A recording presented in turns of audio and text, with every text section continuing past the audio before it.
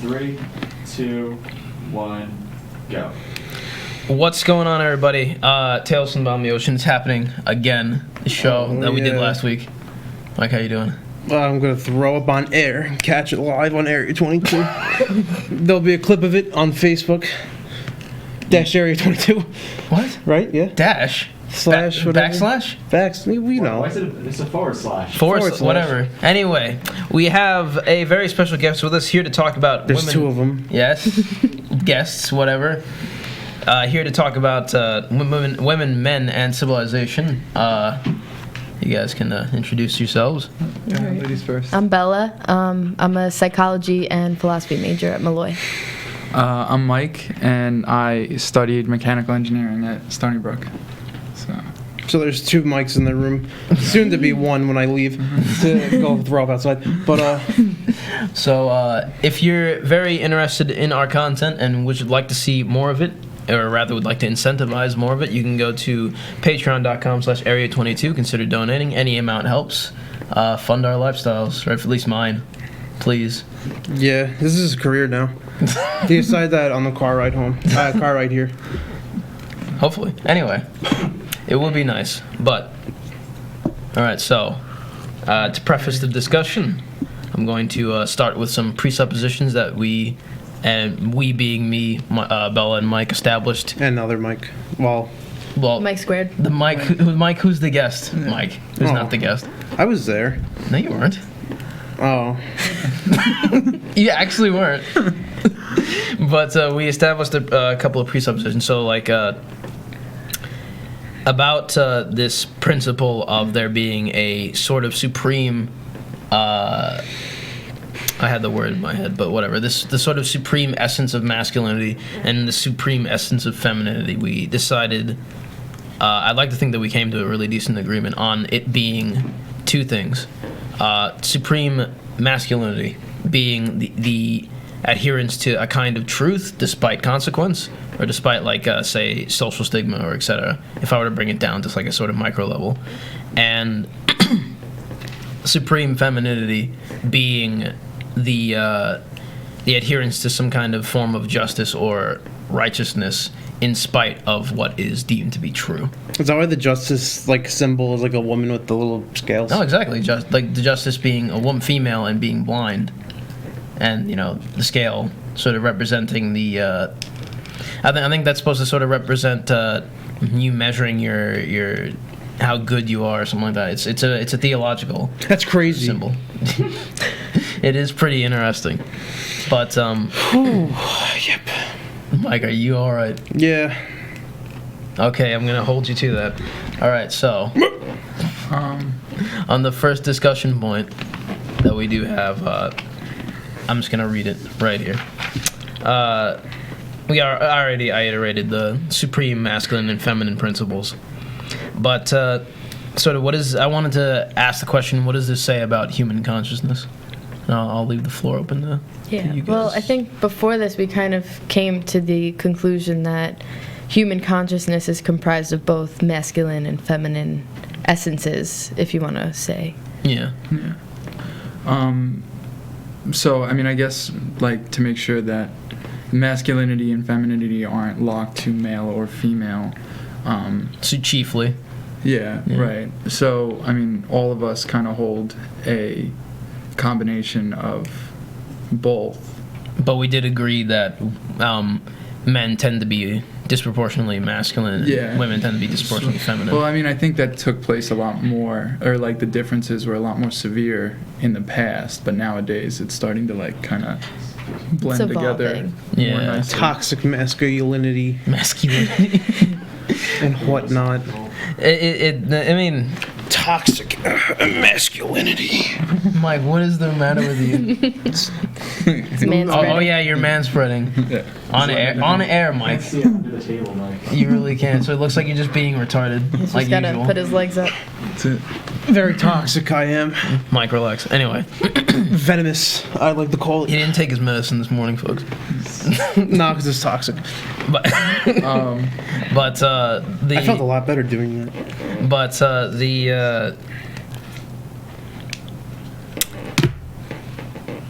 I wanted Compelling. to. I wanted to what?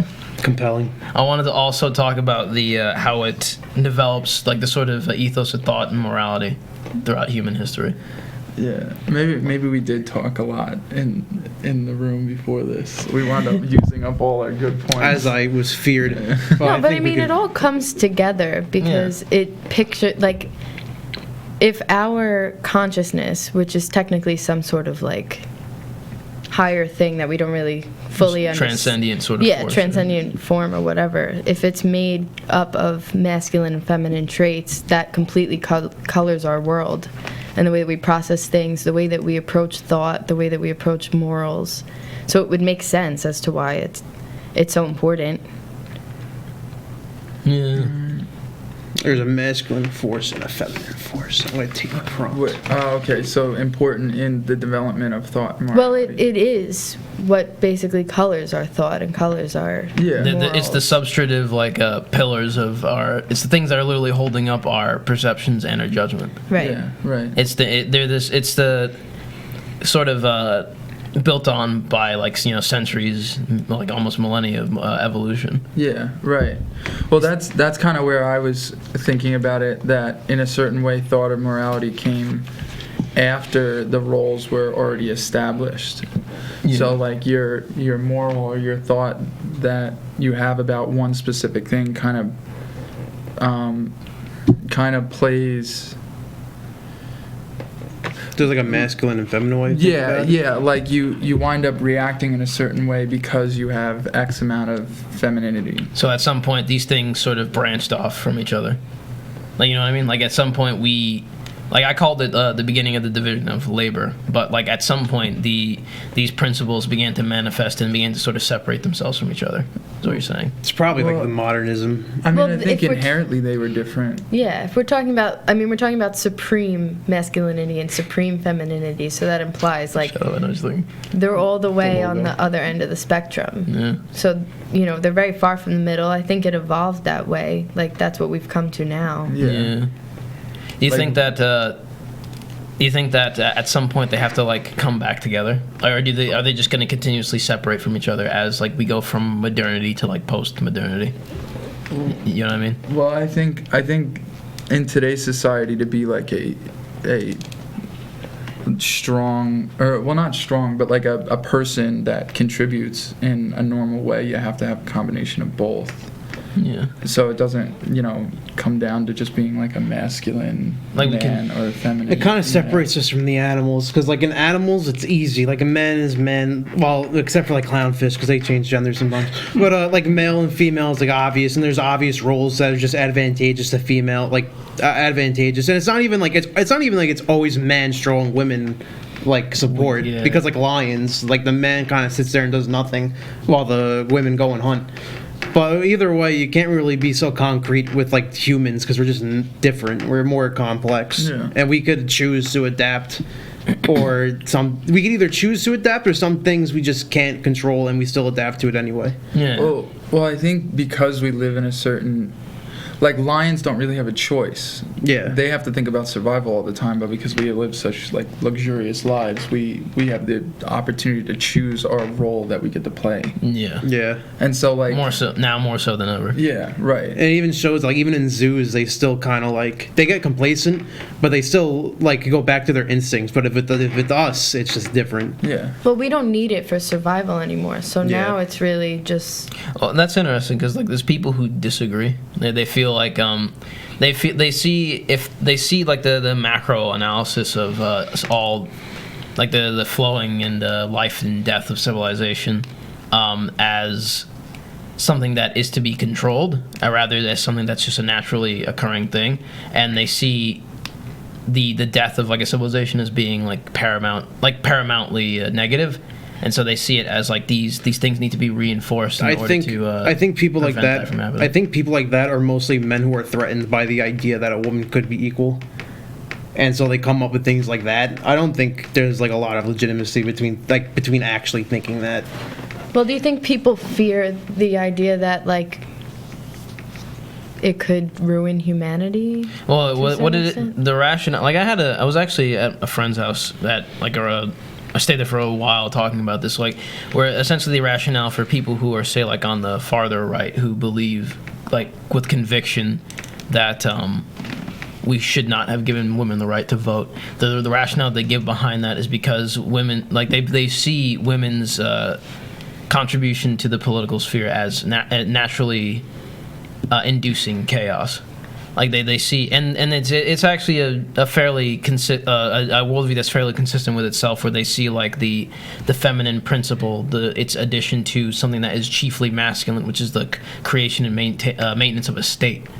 They see that as being, they see those ideas as antithetical to each other, and they see the feminine principles they usually, especially in modernity, they usually conquer over the masculine because of just like the level of social, I guess, immunity that they have. Like we kind of talked about this, but the point I'm trying to make is, like I want to kind of bring it back to what I was talking about. The point I'm trying to make is that these principles communicate with each other, and the reason why the episode also has the word civilization in it is because we came to the conclusion that these things communicate with each other to like create societies that humans partake in, and it's just this complex communication that actually is what makes them so complicated versus, say, like bonobos or some of our more closer ancestors. Bonobos. No, They're funny. Yeah, some of our more closer ancestors, like chimpanzees or whatever.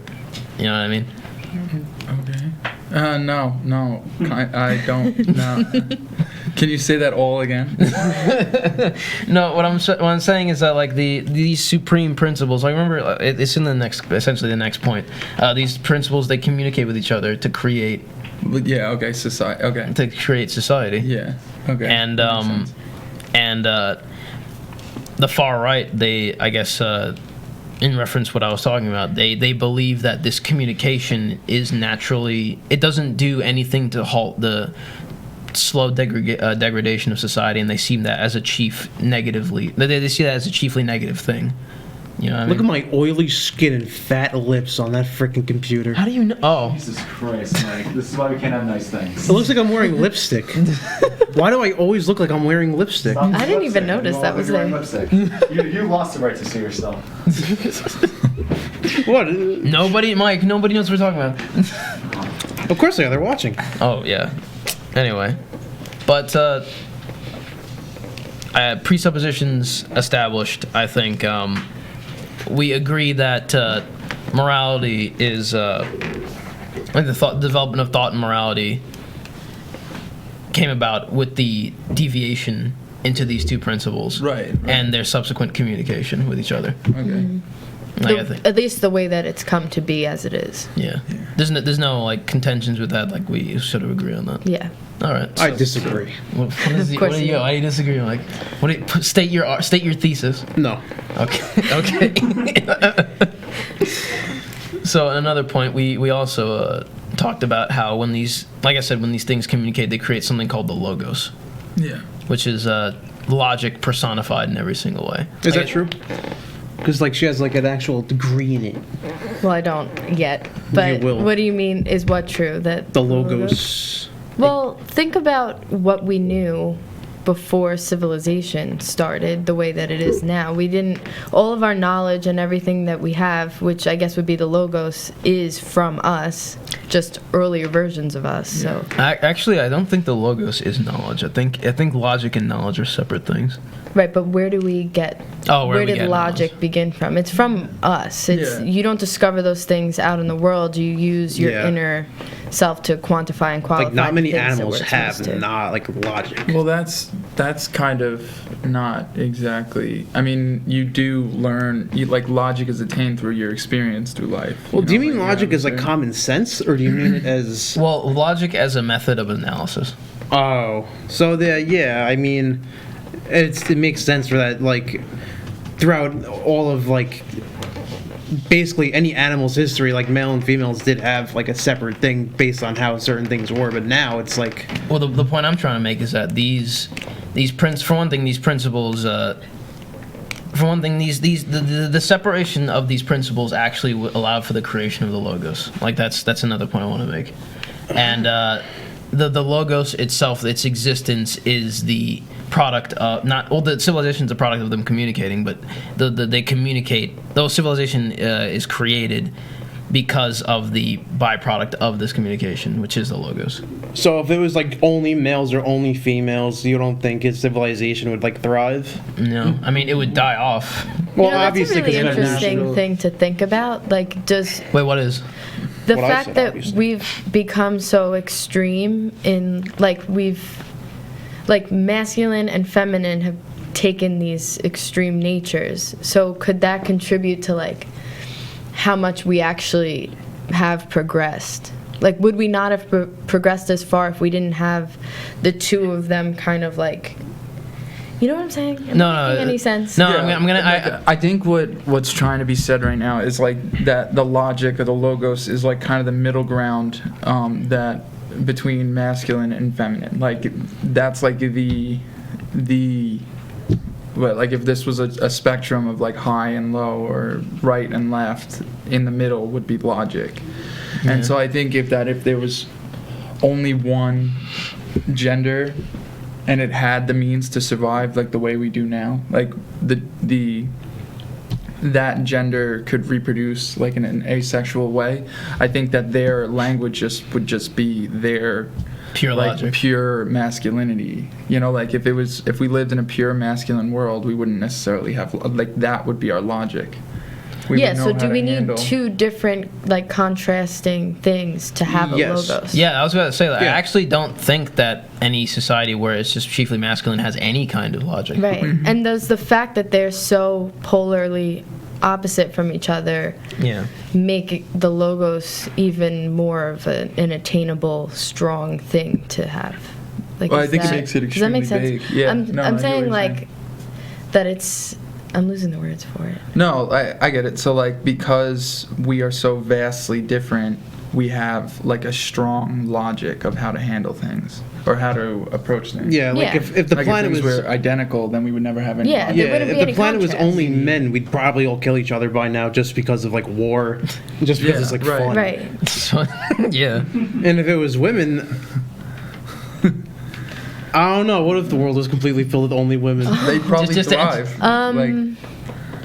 Well, I mean, no, hold on. Can we just like? There'd be a lot of. That'd be a rough world. Yeah. I'm telling you right now. No, but like, it's such a. I don't mean to shut you guys down, like, as I really do like the conversation, but I feel as if it's really a moot point because it's just Because gonna it's die not off. going to happen. It's not even. It's not even like a situation where it won't happen. Like, let's say there was a special disease which only targeted people with ovaries, and it was like 100% fatal, and there was no only men. Like, it's possible, but like. Well, the thing is, like, there's even technology. Like, you ever see those articles where, like, oh, we found a way to inseminate, Okay, or, hold like, on. and stuff I'm like gonna that? stop you there. How readily accessible do you think that would be on a mass sense? Like to actually like sustain the human population?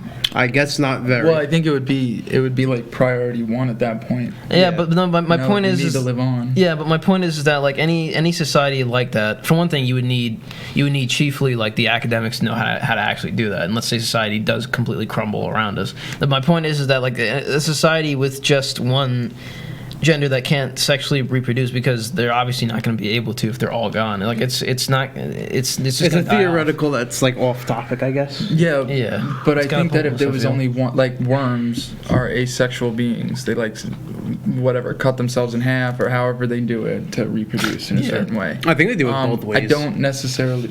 Oh, do they? Yeah, they're able to have kids the normal way, and they get chopped in half and have children and be new worms. be themselves, basically. But that's the whole thing. Like if they had one.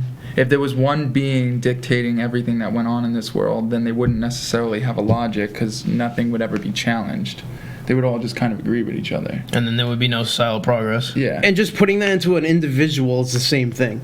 Like, they can't just think chiefly masculine or feminine, because there'll just be there'll be an imbalance. Yeah. yeah. Well, it just wouldn't work based on everything. Yeah. Well, okay. So, like, the interesting thing that might probably end up happening would be despite the fact that the differences are minute, the more feminine men would probably fulfill the female role, and the more masculine men would fulfill the masculine role. They still die off, which is why I think the idea is moot. Kind of like prison.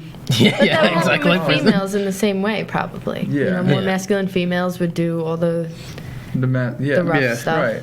They would Exactly. actually, The labor would be divide okay again. with- But I don't think it would matter if something like that happened now. And like, I know we don't want to stay on this topic, but like, since we've already come so far and created the logos that we have over like the past couple of centuries based on like masculine and feminine viewpoints, if one of the genders completely died off now, we would still have that logos. We wouldn't just be a Oh, blank yeah. slate. So it wouldn't really. Yeah, but I mean, Yeah. 100 years into the future, I think, and the female gender survived the post. This is whatever Male- hypothetical. Yeah. there we go. I think the big point we then got- it would alter Sorry. in a certain way. No, Got to move my leg mechanically here. I think the big point we got out of this conversation, though, was that we just proved the point that thinking masculine and feminine can only be addressed to a man and a female is like not smart because it's just not true. Yeah, right. Yeah, no, yeah, absolutely. Exactly. The apex of human development is the point I'm trying to make is that human development at the speed by which we are able to set it, which is like faster development than any other creature, obviously in I'd say the diaspora of using big words. Yeah. So No, it's it, not. I'm sorry. Can I? Let me just finish that. Yeah, like yeah. in the wide berth of creatures that exists on I was the a wide planet. berth. on the planet, humans obviously develop the fastest in terms of like the manifestation of their will onto the world. Let's say. Yeah, right. And so, like, I feel like the point I'm trying to make is that wouldn't be nearly as that wouldn't happen nearly as quick as it is if humanity didn't have these principles that were manifesting because of the duality of its population. Well, I like that third question you got about Adam and Eve there. We're gonna get to that. I hope so. Because I was actually gonna ask you guys maybe if you want to finish like this point so we can go into that one. Yeah. I Well, mean, I think I have nothing left to say about it. I think pretty it hasn't happened. And if it does happen, there's no way to make it a purely supreme masculine or supreme feminine society or logos. So it's kind of, I guess, it's all hypothetical if we talk about it. So there's so many different scenarios that could be run through the way it could happen. I just want to let me ask actually one last question. Like, I think this is very interesting. So the logos is actually in a biblical sense, it is actually God, and I think that is the reason I'm bringing this up is because we worship God, so we worship the logos, like, and we do so like communally. It was never really separate. It was never really divorced of like I suppose the genders, like which one should worship God and which one shouldn't. Obviously, there was kind of codes of conduct that were specific for each gender. If we're gonna speak on the specifics, but the thing is that we all invoke the logos for whichever reason, like for protection or foresight or etc. or whatever. And I think that's interesting because like it's if we're gonna say like, oh, these things are right in the middle. So it's interesting that we're basically kind of invoking or requesting aid from an ideal, like a supreme ideal, if you think about it. Well, giving. I don't know. I mean, I get that. Like, you give weight to a logic that exists, but I don't necessarily think that it has to involve like any sort of religion. Is that? I don't think it does involve religion. I think this is something that like earlier philosophers like Plato and Aristotle were getting at, where like we can't give so much weight to the logos. Oh, okay. We have to understand that the logos is. I'm trying to say this without getting into like too many philosophers, but Yeah, it's I basically don't- something that's always changing, always in flux, always becoming, and that was like what Heraclitus was speaking about when he talked about life as a becoming thing. It's always changing, so we we're- have to give weight to it because it's something that we produce and something that we use to explain everything. On the other hand, it isn't perfect and it's revisable. but some people see it as complete fact, complete like concrete truth. Yeah, I would think of the logos, and I wouldn't say theology as a whole, but a lot of it, if you keep basing your ideas on it with that never changing as humanity changes, it won't do any good. Oh well, that's actually not really what I was trying to say. Like, what I was trying to say is like, okay, so if I were to invoke the sort of the logos, that sounds really weird. If I were to invoke the logos, I would obviously be doing it from like using the only breadth of knowledge that I have on the world. I'm not saying that it's a sort of unchanging thing. It's dynamic and it can take on sort of many shapes and forms. What I'm saying is that the fact that we invoke it at all is something that is sort of uniform. You know what I mean? Like the mere action of taking said pinnacle of logic and then Pinnacle. yeah, pinnacle of logic, and then seeing that as the supreme ideal and invoking ideals for the pathway forward. Like that's why I'm bringing up religion, because that's kind of like the essence of religion, you know, in a nutshell. It's to subjugate yourself before the logos, which is Right. you know. Yeah, right. Which takes on, like I said, it takes on many forms. And no, it's totally right. Like hyperbole or whatever his name was totally right in saying Hyperbole. Hercules or whatever was Heraclitus. yeah, whatever. It was totally no. He's correct in That was saying great. Meet your new host of Tales from the Bottom of the Ocean. he was totally right in saying that it is all forever changing. It reminds me, I'm reading Leisure, the Basis of Culture by, I forgot, Joseph. We already saw the Facebook post. Yeah. Yeah, I know you saw this Facebook post, but he says that like a lot of philosophy lost its meaning when theology. Joseph Piper, there we go. Anyway, he says that like a lot of philosophy loses its meaning once the religion kind of leaves the scene. But I feel like he said that because he said that like after World War II. I feel like since there's such a desperate time back then, it's much easier to harp on the religion Yeah. than it is otherwise, because like you feel so hopeless. Yeah. Well, that's kind of. I mean, she's always telling me that, you know, religion was always was like something created for us to understand, like the things that we don't like fully grasp. Like lightning back in the day was Yeah. gods doing Yeah. something, and you know, Doing something. And it kind of playing makes bowling. Indiscriminate. it kind of makes philosophy easier to understand. Excuse me, it makes the philosophy easier to understand by extension. The point I was trying to, again, I'm sorry, I was going to end off with was that the change that I feel as if he's talking about, hyperbogoles. Yeah. The change that he was talking about is because of this communication that we're talking about, because of the Yeah. logos. Like Because the duality of consciousness and humanity and the way Yeah. that we operate. What were you gonna say? No, I was just going to say with the whole religion thing and philosophy, I think that philosophy becomes kind of bland if you remove religion, if you're in like the metaphysical type of philosophy. Just becomes But boring. everything else, political philosophy, social, like everything else pretty much remains the same. I mean, you can't talk about God if you take away religion, obviously, Yeah. or the soul, or the afterlife. So that's all metaphysics, but that's just a tiny piece of philosophy. We're gonna move to point 3, and but I want to make actually an interesting point. Nobody responded to this because I do want to move on. When we were talking, me and Bella and Mike. Not Ye- me. And her boyfriend, what's his name? Yeah, your boyfriend. What's These the cups name? remind me of the I've ones you got got at it the ready. dentist. Her boyfriend that nobody cares about now. The point, the interesting thing was that we were coming at this idea of faith and philosophy. I feel as if at different angles, like this idea of I don't actually necessarily believe in a full secularism. But there's a different way of I suppose Bella sees it as being defined that I feel as we didn't really agree on. We're gonna I'm definitely gonna have her on again to revisit things like existentialism, and so hopefully we'll Yeah, because we were talking literally out of our buttocks on that one. yeah, it was a fun episode though. Yeah. Actually, no, I understood everything. Well, Our buttocks. I understood most things about it, and you were just like, oh yeah. Well, I was sticking my toes in, you know. All right. Anyway, so I was gonna say these principles. How do they affect the interpretation of the myth of Adam and Eve? Excuse me, what do you 'Cause, mean myth? How do you think? Because that was an interesting question. Okay.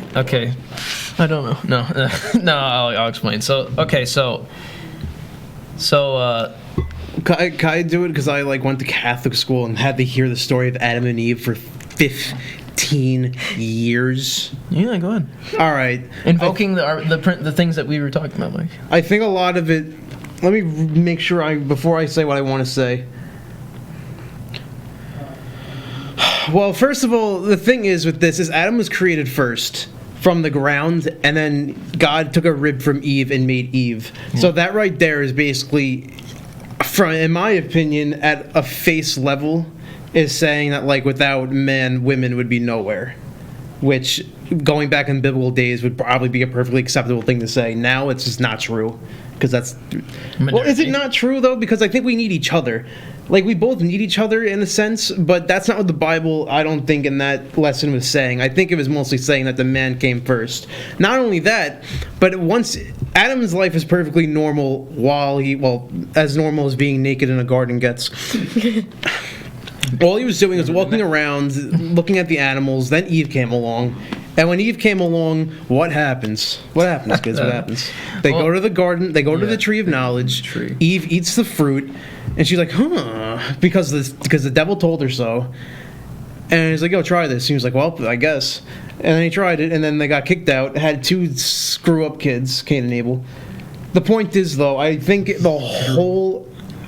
honestly think the entirety of Adam and Eve, and going even on to Cain and Abel, I think it just kind of tries to tout the man up as a victim.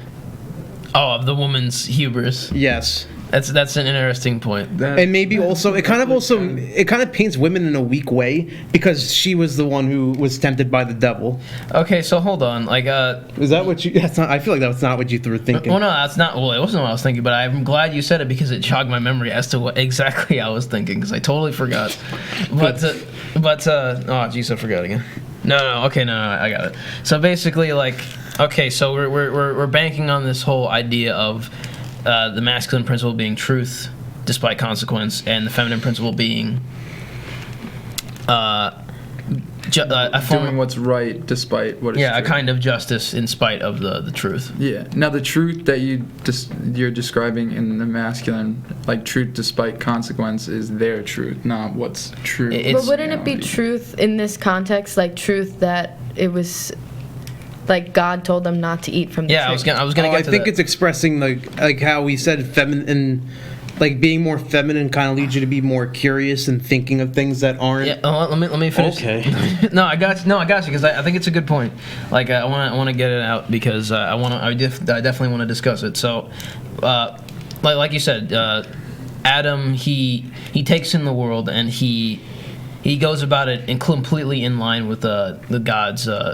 His destined sort of plan for humanity, and he sort of stands on his own truth and with a measure of conviction and says, I won't eat from the tree of knowledge because. Well, that was a fucking lie. I love that picture. You're on strike. Yeah. And in support of the mandate by God. And Eve, she comes along tempted by the. For one thing, I do definitely believe that the story was written with a measure of bias, like you said. So we have to parse it with a sort of. We have to parse it logically. Yeah. I think what it really is trying to say is that while it is true that eating from the tree of knowledge will invoke God's damnation, almost completely by nature. It's not so much a question of whether or not we should be following what God says, but it's more of a question of. I suppose what is, for the lack of a better way of explaining, the right thing to do. I suppose, the way that they detail the myth, they give the sort of reasons why, but I think what it's doing, it's actually grounding this dichotomy right from the start. In my opinion, not a very good way. Or not a very well thought out way. It's an archaic way. Yeah, exactly. That's a really good word for it. An archaic way. You're saying the divide between masculinity and femininity happened as quickly as Adam and Eve. Like, no, well, I think that- Probably. it's for one thing. It's for all the possible bias that was there. It's an extremely complex story, and which one that I don't think we'll ever really understand. I do because I completely understand it. Okay, so what is it? I learned it for 15 years. It's What is it? I don't know, what's It's it say? exactly what we're saying. Is Oh, basically it's settling the dichotomy between men. it is because the woman is generally more curious and wants to learn. So there she went. Even despite, first of all, I don't even know if God even told her not to do it. As a matter of fact, Yeah, it was. she did, God told definitely them not didn't. to. As soon as they were both in the picture, it was. Oh like, yeah, I it remember. was Yeah, I remember like a little bit of that part, but it's mostly the fact that like 15 years. shut up. Whatever. Yeah, but she ended up being the one trying it because of like generally being more curious. But it also kind of shows that like it was a necessary evil.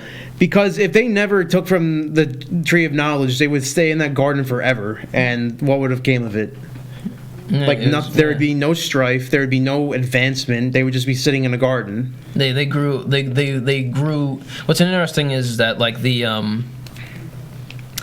way that the story goes essentially is that as soon as they eat from the tree of knowledge, they become more conscious of the world. Like Yeah. they develop into a new set of consciousness. Yeah. And so what I think this is really saying is, like I said, what I personally think it's saying is when we discussed like at some point humanity separated in terms of like the divine masculine and feminine principles that became more distinct from each other. It also kind of heavily backfires on the idea that of everything we kind of said, because a lot of people liken God to being male, but if he created everybody in his image and he willingly made a female, he would definitely have these principles. And even through the Bible, he through the Bible he does very masculine and also feminine things and goes about things in both ways. Well, I honestly think that the depictions of God, say like in art, are done for like bombastic ways. That's why he's seen as No, but it's not just that though, because like he's always, even in the Bible, is like assumed to be male.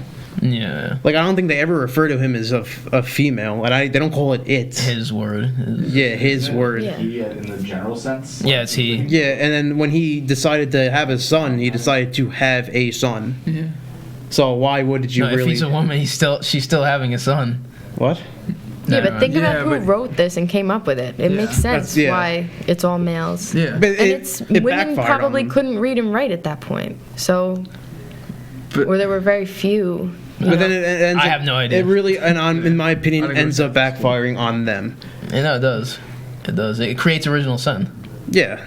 It Yeah. did. It created original sin, and then you see how they kind of made it. They made that like disobeying God, and then through Cain and Abel, they kind of took it a step further in showing like what exactly is good and bad when Cain murders Abel. Yeah, I wanna. This is a really interesting topic, but I actually want to get into what you guys thought of it. Well, yeah. So I mean, I think the whole Adam and Eve thing, like further. I mean, we were talking about this earlier about how, like the masculine traits tend to have more like, and I'd like to reiterate the fact that we're going to remove male and female from masculine and feminine, but the masculine traits tend to be more prideful or confident. While like the feminine traits tend to be more nurturing and understanding, and so that kind of fits in line with what you said about truth despite consequence and Yeah. right despite truth.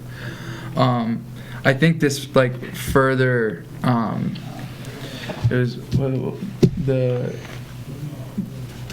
how so men and women fight, not men and women, they don't fight, but they establish equality through what was it? Oh, the Hegelian dialectic. Yeah.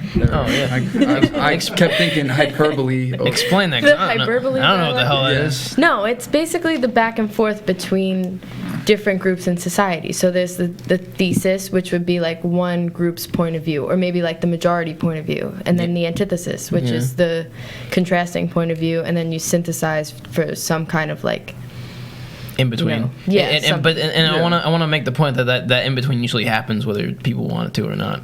Right? well, it yeah, does because right. it ends up being fighting, And then whoever's left. right, kind They, of they have to find compromises. some. They have to find some way to exist. Well, Right. I mean, Another, whether that in was spite of through the like destruction. imperialism, where one country would dominate the others and just murder everyone off, and then society just developed from then on out. But Well, actually, you know what's? I'm sorry to interrupt, but you know what's interesting? There were some, like to. There's actually a I'll make this short. There's a specific example in Zinga, Queen of the Undongo or something like that, and some other kingdom where she essentially what she did was that she adopted the mannerisms of Portuguese royalty and Christianized Ndongo. And like basically like completely abolished things like there was like this roving cannibalistic band that she had completely annihilated, and what she did was that she synthesized those two cultures to be seen somewhat as it was obviously like a somewhat socio-political move, but like I think that that's a really interesting sort of example of how the antithesis and thesis sort of mix together. You know what I mean? yeah, right. But I don't really see that in the like Adam and Eve. Like if we're talking about Adam and Eve. Well, what you were saying about how like self and an other versus self. I think this is like Adam and Eve. So Okay, so something about the masculine and feminine. yeah. Okay. So, go ahead. yeah. Go ahead. No, I You said do. that like masculinity is basically. Well, that wouldn't really make sense for this, would it? Well, no, like Adam. What would make I created guess you Eve. could twist it. So I said that basically masculine is the self over the other. So you would choose kind of like your own path individually. It's more focused on like the individual. Well, ego Well, versus. No, I don't know if I'd go so far to say ego, but I would say like individuality over like population. And then Oh. in this case, if Eve ate from the tree knowing that knowledge would be spread to all of continuing humanity, like that was not a self. Oh, it That wasn't a selfish. selfish decision. Oh. It wasn't. She could have eaten any apple in the entire garden, but she ate the one from the tree of knowledge, which she knew not to eat from. Yeah. Yeah. But it gave humanity for the continuation, like into now, you know, if we're gonna. I think dig I think that says a lot about masculinity and Adam's views of independence, because presumably he would never have gotten that apple. But that's exactly so. I mean, where we went from the whole self to other was that, you know, somewhere along the lines, masculine was considered the primary, and then feminine was compared to the primary. So feminine was the other, and so how this plays with Adam and Eve is that like truth despite consequence is that like Adam wasn't going to eat from, it was his truth not to touch that fruit. Yeah. Meanwhile, like Eve saw it as her right despite the truth. But it's also, you know, like the fact that Adam, I was like with the hyperbole dialect or whatever the fuck it's called. Excuse me. Sorry. That's You guys are mixing two different things now. It kind of shows like how femininity like developed in a certain way morally and of thought being made from man's rib. It's no essentially. You're essentially saying it established the conversation. Yeah, well, to connect all 3 points that you've stated together, Yeah. is that they all acted accordingly, like as their role, but how it developed, like she must have been compared to him if he created her, because like Yeah, and we it were makes created in sense God's then. image, and she was created in Adam's. And then she Yeah. ended up being the one with like actions that deviated from the norm. Exactly. Oh, yeah. I guess it's So I interesting guess it because makes sense. it's interesting because as close to Adam that Eve was supposed to be, she ended up doing the things that he could never do, essentially. Like, Which is funny because you usually paint risk takers as being men when it's really not always true. Yeah, but I mean, It's in a define different- She took a risk. Yeah, but I mean, risk could be measured in like risk takers. When we're talking about men, could be like going to physical- war, yeah. and losing a limb or your life. Meanwhile, there's women take plenty of risks nowadays. it's in a completely yeah. different We need to field. approach this from a different way of an analysis, or else it's Yeah. not going to make sense. You know what I mean? Right, but how it all like plays like. Like why, like one of the other characteristics that we wrote down about masculinity was like assertiveness, and it's not to say that women that tend to be more feminine aren't assertive. It's just, I mean, you kind of got to remove the whole gender from the Yeah. word to begin Yeah. with. Let me just say, We can also say that masculine is. Would you say? Let me posit this. Would you say that the post, or rather pre-eating of the apple, that the garden is a kind of tyranny? Could you argue that? In what tyranny do? Do you think that? Okay, so it was paradise, right? Like the Garden of Adam and Eve is paradise. It's free of suffering. I think John Stuart Mill he actually wrote that they had sex that was free of sort of carnal. That's not kind of carnal. I don't even think the animals were hunting each other either. No. It was a I complete. don't think prey and predator was a concept. No, it was a supreme paradise, free from suffering and free from. But the thing is, right? I actually wrote about this in like a small kind of dissertation that I wrote. I call it a dissertation, but it was like I didn't even proofread it. But the thing is that I posited that it's actually like the story of Adam and Eve is actually kind of sad pre-eating of the apple because it's basically like Adam and Eve are just basically a bunch of animals. Like they don't have any consciousness, and it literally says in the story like when they ate the apple, they became conscious and aware. Yeah. Like it's a kind of tyranny manifested by God in a way, like where he basically like gave them he basically gives them nothing because they don't have anything to strive for. Yeah, but I mean they don't need anything either. Like the only reason why we've ever evolved is because we had to struggle to get there. Yeah. And like that's the only reason why we've ever evolved, or any being has ever evolved, is just to like make it to the next step, and it takes place over a large sum of time. So, like God was giving like a freebie to humanity, like hey, here, don't mess up. I was about to drop my second F-bomb, but oh, you already had one? Yeah. Oh, I need to use mine. Yeah. It's one per stream. Is it one per person or one per stream? One per stream. Shut up. I didn't know. I thought it was per person. PG-13. Oh. Damn. Oh, sorry. Once. None of the sponsors. Yeah, don't incur the wrath of the sponsors. We forgot the freaking Patreon. Yeah, no, we didn't. Remember what I was saying. Whatever. I kind of get what you're saying. Like God was basically making it easy for humanity, and Eve went and messed it all up for everybody. Yeah. But the thing is, like, I'm trying to posit it in a way that's like, there's a kind of there's a kind of tyranny to the monolithic thinking, the monolithic structure that is the garden. Like it's there is nothing new about the garden. There is nothing creative or But isn't that exactly what we strive for in life?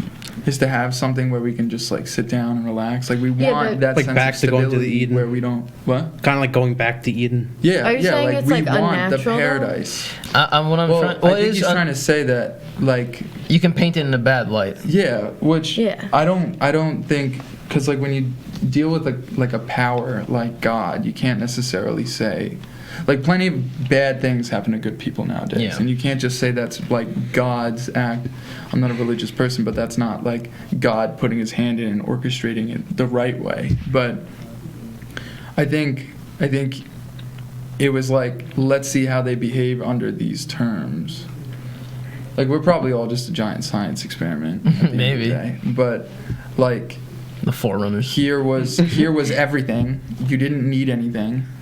There was no rules. I was gonna say there was like one The synthesis. giant one. Antithesis. Yeah. Thesis. So there was like one rule: don't eat from the tree. And get you to couldn't have even do this.